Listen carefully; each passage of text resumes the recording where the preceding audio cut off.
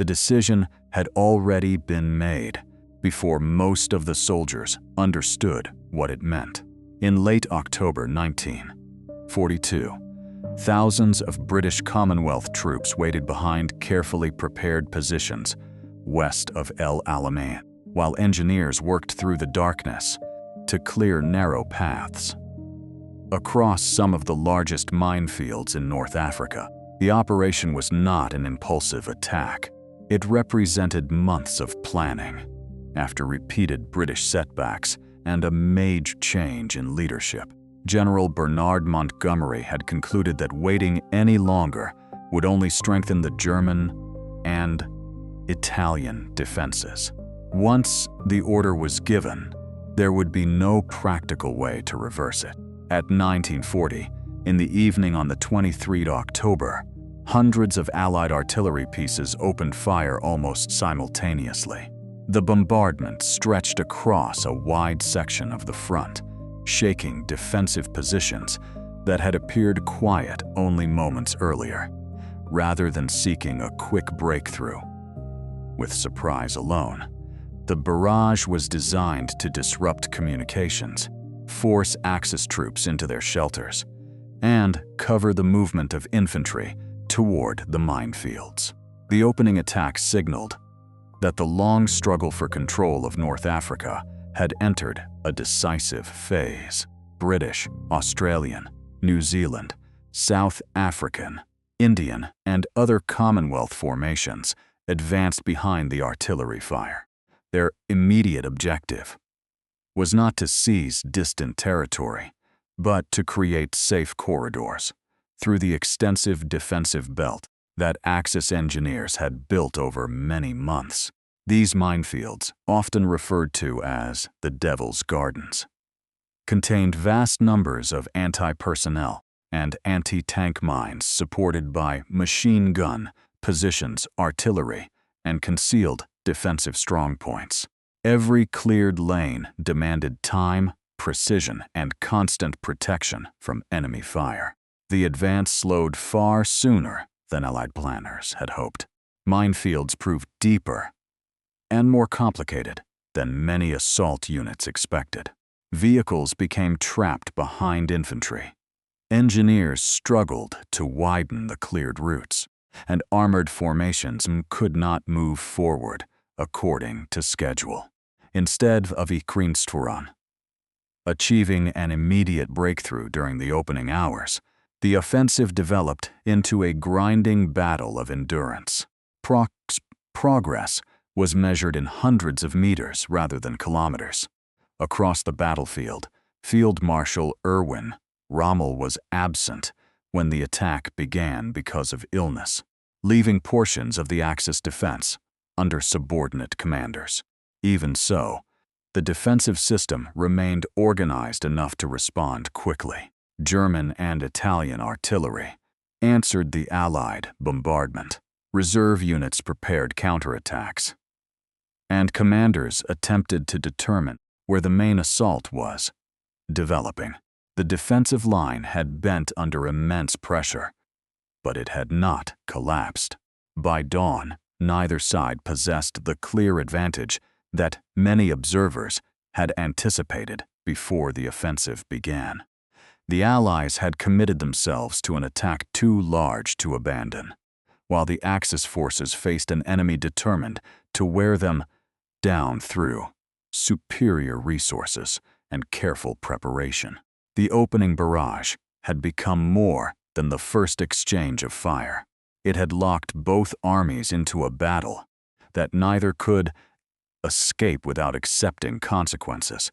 Far beyond the deserts of Egypt, the offensive at El Alamein did not emerge from a single battlefield decision. By the autumn of 1942, every major government involved understood that the fighting in North Africa had become inseparable from the wider course of the Second World War. The Desert Campaign was no longer viewed simply as a contest between opposing armies. It had become a struggle over strategic routes, political credibility, and the ability of each alliance to sustain wars across multiple continents. For Britain, Egypt represented far more than another territory. Under military protection, the Suez Canal formed one of the empire's most important lines of communication, connecting Britain with India, the Middle East, and other imperial possessions.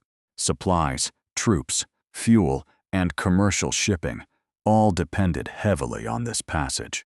If Axis forces reached the canal, Britain would face severe logistical complications, forcing shipping onto much longer routes around southern Africa. The military consequences would extend well beyond North Africa itself. The Axis leadership viewed the region through a different strategic lens. German planners generally regarded North Africa as a secondary theater compared with the Eastern Front, where the largest German armies were engaged against the Soviet Union. Nevertheless, Adolf Hitler recognized that victories against Britain carried political value and could force London to divert resources away from Europe. Supporting the campaign in North Africa also helped maintain Italy's position after repeated military disappointments. Italy had entered the war expecting rapid expansion across North Africa, but its early offensives ended in serious reverses.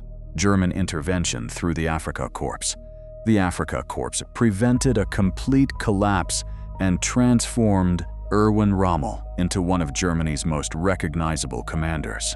His aggressive operations repeatedly pushed Allied forces eastward, capturing large amounts of equipment and territory.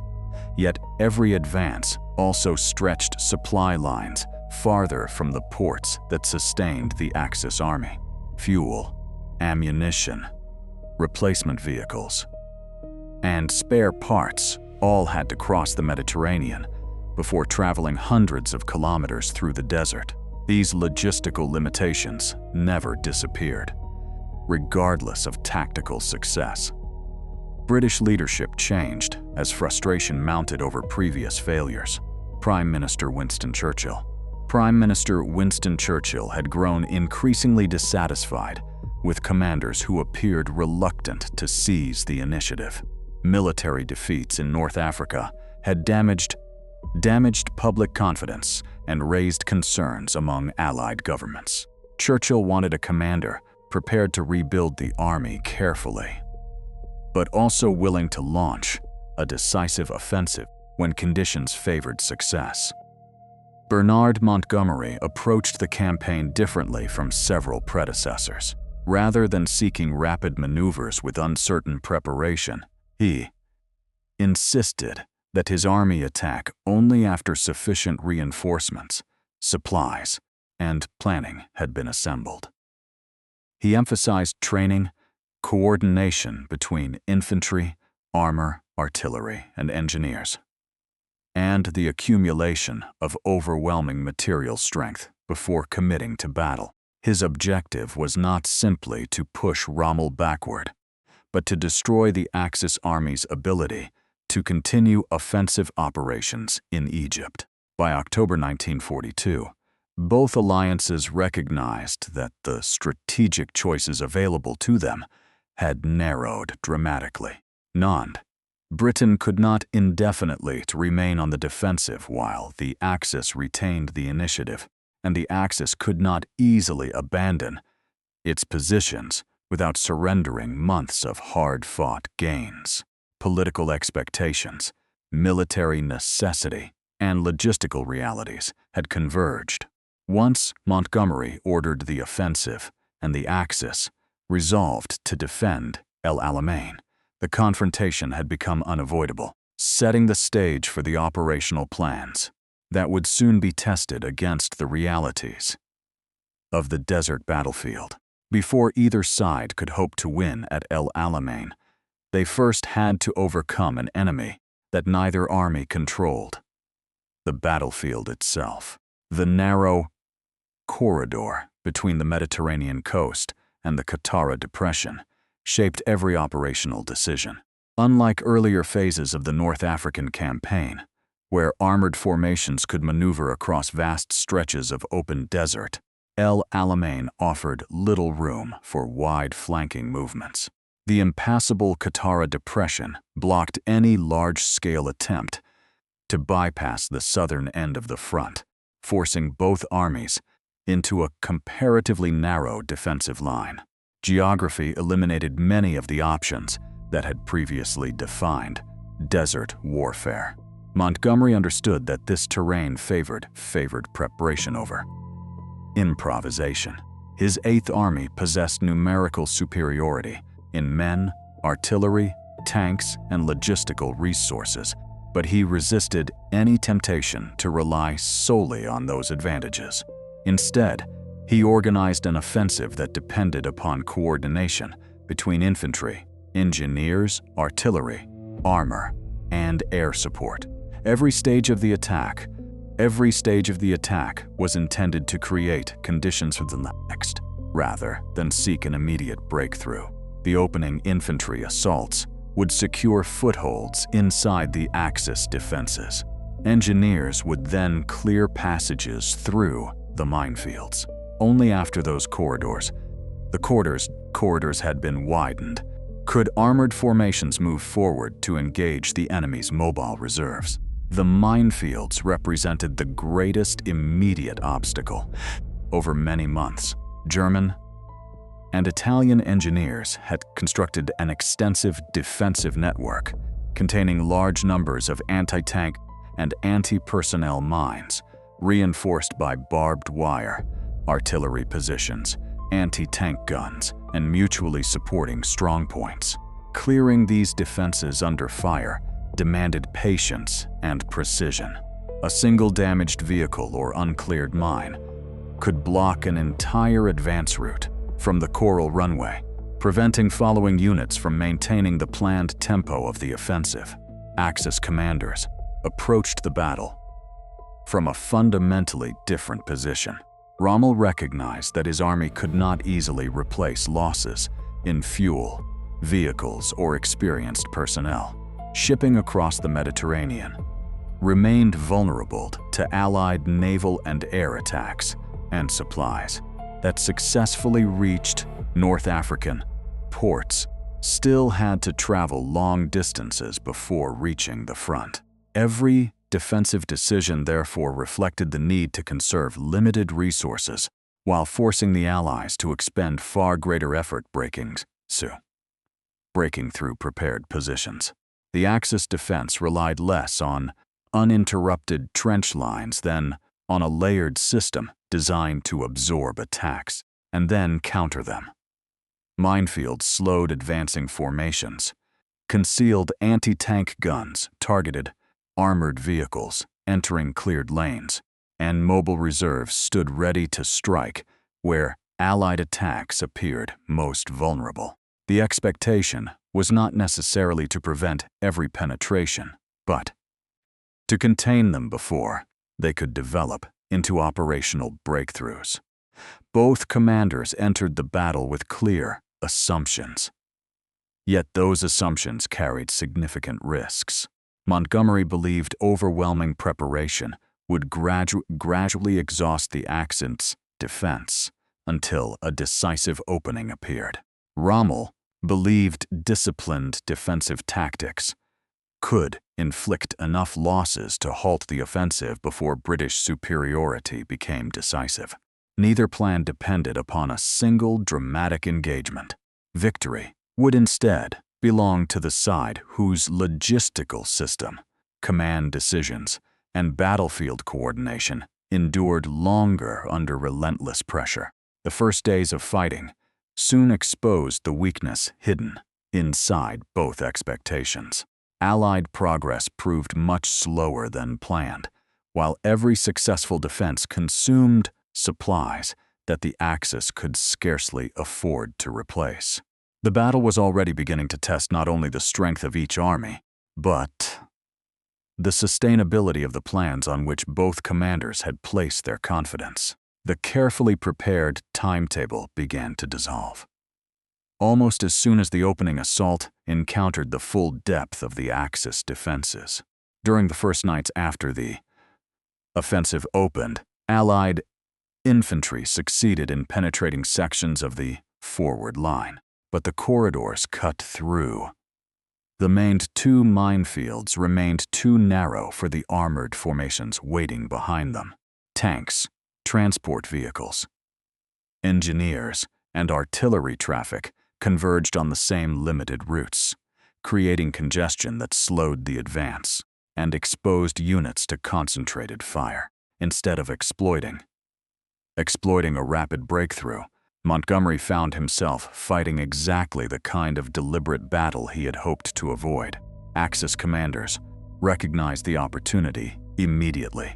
Although surprised by the scale of the offensive, German and Italian forces responded by reinforcing sectors where Allied pressure appeared strongest rather than committing every reserve at once. Anti-tank guns, carefully positioned behind the minefields, inflicted steady losses on advancing armor. Small local counterattacks attempted to seal penetrations before they could expand. Every hour that the offensive failed to break open, the defensive system worked in favor of the defenders, whose objective was to force the Allies into a costly battle of attrition. Rommel returned to the front after learning the scale of the attack and quickly assessed the deteriorating situation. The battlefield confronting him differed from earlier desert campaigns, in which speed and maneuver had repeatedly produced dramatic victories. At El Alamein, there was little room for sweeping flanking attacks. Instead, he faced an enemy willing to trade time for pressure, using superior artillery and logistics to maintain continuous attacks along selected sectors of the line. Rommel concluded that preserving the integrity of the defensive system mattered more than launching ambitious counteroffensives that might consume irreplaceable fuel and armored vehicles. Montgomery, meanwhile, resisted calls for dramatic changes to his overall plan. Rather than committing every available reserve in pursuit of a quick decision, he accepted that the offensive would proceed more slowly than expected. Fresh formations rotated into the fighting while Tentov continued to wear down identified defensive positions.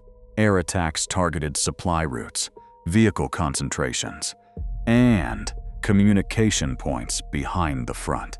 The objective remained constant: compel the Axis army to expend resources faster than it could replace them. This gradual pressure began producing visible consequences. Every damaged fuel truck that failed to reach the front reduced the mobility of Axis armored units. Every artillery battery forced to conserve ammunition lost some of its ability to respond rapidly to new Allied attacks.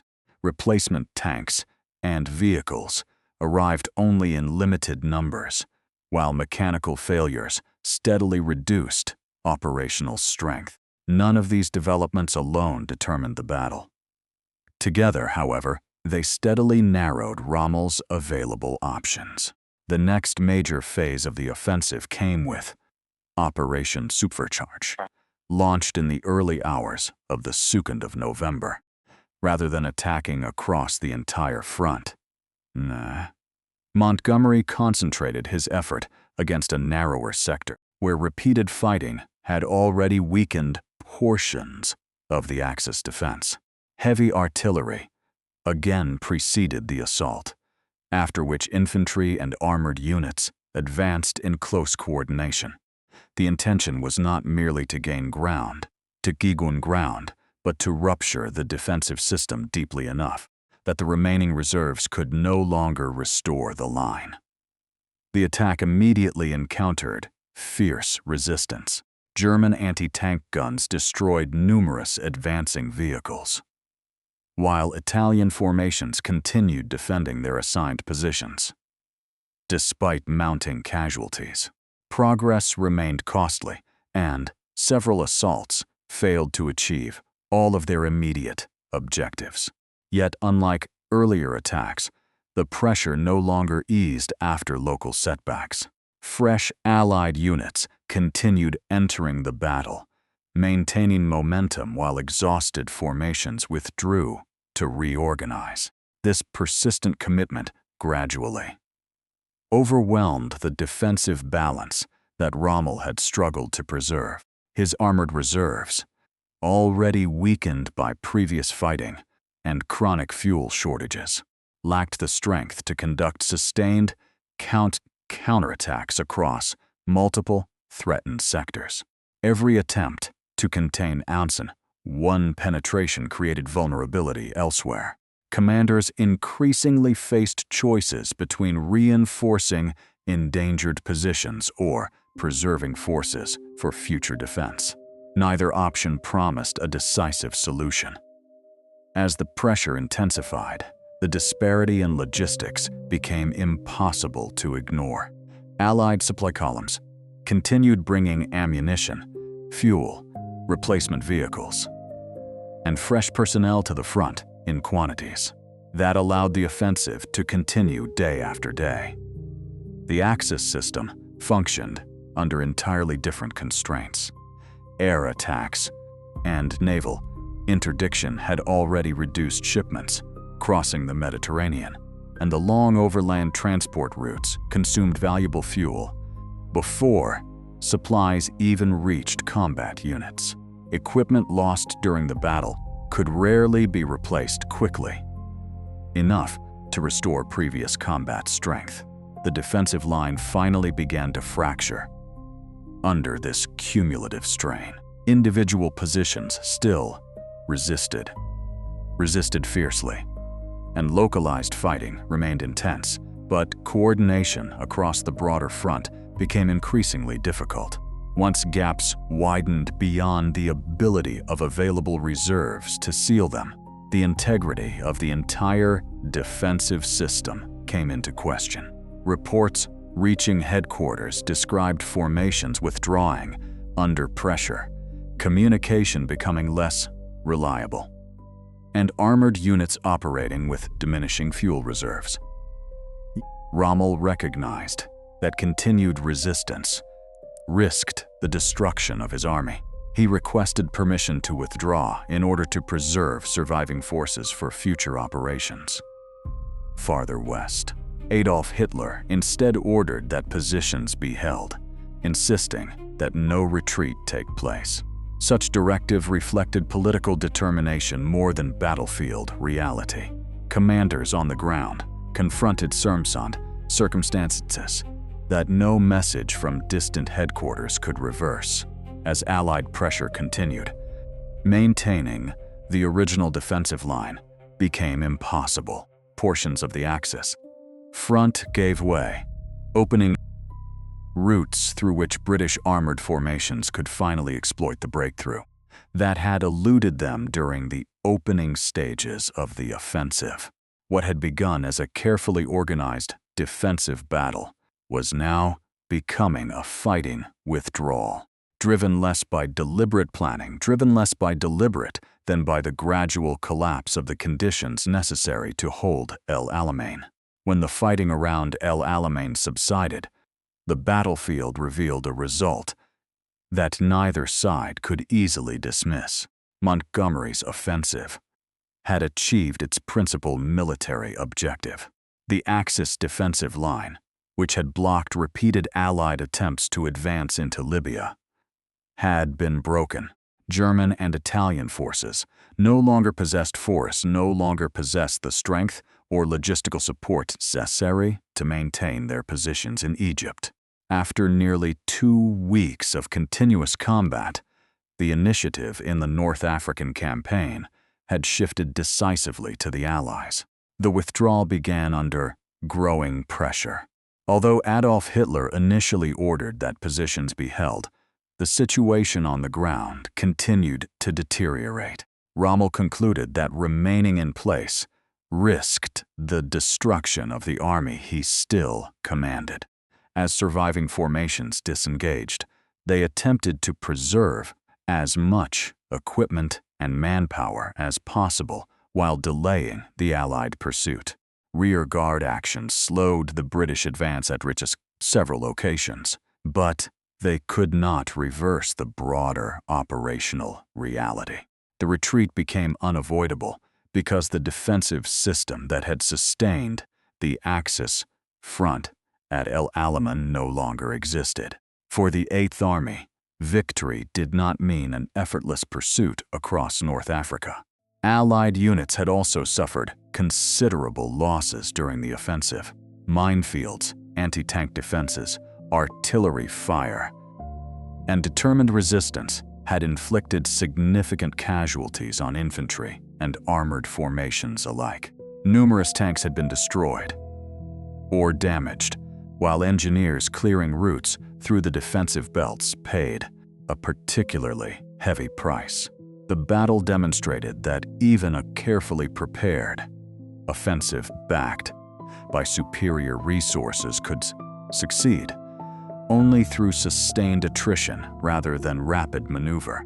Historical estimates of casualties differ among sources, particularly when distinguishing between killed, wounded, missing, and captured personnel. Records also vary regarding equipment losses as individual formations withdrew or were later reorganized. Even so, historians broadly agree on one central conclusion. The Axis armies emerged from El Alamein with losses that they struggled to replace, while the Allies retained the industrial capacity and supply system necessary to rebuild their combat strength far more quickly. This imbalance proved more important than any single casualty figure. The consequences extended beyond the immediate battlefield. Control of Egypt and the approaches to the Suez Canal remained securely in Allied hands, removing one of Britain's greatest strategic concerns in the Middle East. Shipping routes through the canal continued to operate, allowing personnel, fuel, and military supplies to move between different theaters of war, without the disruption that an Axis advance might have caused. The immediate danger that German forces could reach the canal had effectively passed. At the same time, the Axis retreat did not end the North African campaign. Rommel's Anvred surviving forces continued withdrawing westward into Libya and eventually toward Tunisia, where new defensive positions could be established. The campaign, therefore, entered a different phase rather than reaching an immediate conclusion. El Alamein had settled the question of who would control Egypt, but the wider struggle for North Africa still demanded months of additional fighting before Axis armies and the remaining Axis armies on the continent would finally be compelled to surrender. The victory at El Alamein marked more than the end of a successful offensive. It altered the strategic balance in North Africa by demonstrating that the Axis advance toward Egypt had reached its limit. For nearly 2 years, control of the desert had shifted repeatedly as both sides launched offensives across enormous distances. After November 1942, that pattern largely disappeared. The Axis would continue fighting, but it would do so while retreating rather than advancing. For the British Army, El Alamein restored confidence that had been weakened by earlier defeats in France, Greece, Crete, and the opening stages of the North African campaign.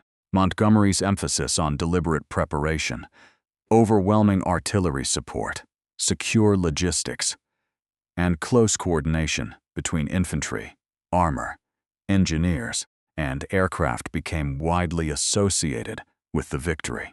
The battle reinforced the belief that large offensive operations should be built upon material superiority and careful planning instead of relying on rapid maneuver alone. Although military doctrine continued to evolve during the remainder of the war, El Alamein became an important example. of how logistics and coordination could determine the outcome of modern warfare. For Germany, the defeat exposed problems that battlefield skill could no longer overcome. Rommel remained an experienced and respected commander, but even his ability to organize effective defensive actions could not compensate for chronic shortages of fuel, ammunition, spare parts, and replacement vehicles. The campaign illustrated a lesson repeated throughout the Second World War. Operational success depended not only on tactical leadership, but also on the ability to sustain armies across long and vulnerable supply lines. Once those logistical foundations weakened, battlefield victories became increasingly difficult to achieve. The battle also coincided with broader Allied momentum. Only days after the breakthrough at El Alamein, Allied forces launched Operation Torch, landing in French North Africa, Nongon. Although planned independently, the two operations placed the Axis armies in an increasingly difficult strategic position. Forces retreating west from Egypt now faced the possibility of pressure from another Allied direction. The North African campaign gradually evolved from a contest over initiative into a struggle for survival as Axis forces attempted to avoid encirclement. Historians have long debated exactly why El Alamein proved decisive. Some emphasize Montgomery's methodical planning and refusal to attack before adequate preparation had been completed. Others point to Allied industrial production, intelligence advantages, or the cumulative effects of disrupting Axis supply routes across the Mediterranean. Many scholars argue that no single factor explains the outcome. Instead, the battle reflected the interaction of logistics, command decisions, operational planning, air and naval support, and the growing imbalance in resources available to the opposing alliances. The human cost remained substantial, regardless of strategic success. Soldiers from Britain, Australia, New Zealand, South Africa, India, Germany, Italy, and many other nations fought across a harsh desert environment, where exhaustion, limited water, mechanical breakdowns, and continuous artillery fire became constant companions. Thousands were killed, wounded, captured, or reported missing during the fighting. Behind every operational map and every command decision stood individuals whose experiences rarely appeared in official reports.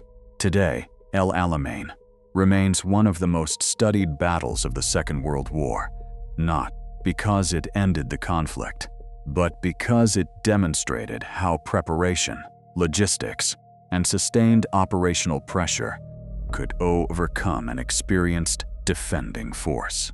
Its legacy is preserved not only in military histories, but also in the El Alamein War Cemetery in Egypt, where thousands of Commonwealth soldiers who fell during the North African campaign are buried, providing a lasting and verifiable reminder of the cost of the victory achieved in the desert.